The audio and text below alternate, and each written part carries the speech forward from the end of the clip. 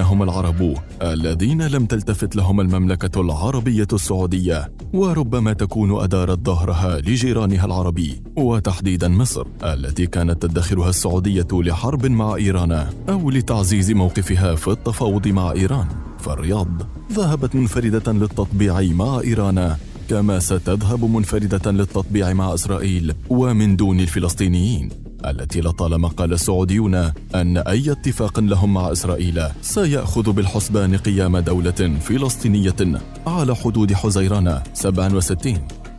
وربما من حق السعودية التركيز على مصالحها الوطنية حتى لو كان ذلك على حساب الجميع، لكن يبقى في الذاكرة أن من ساند السعودية دائما هم جيرانها العرب الذين وقفوا معها في حربها في اليمن وفي وجه إيران.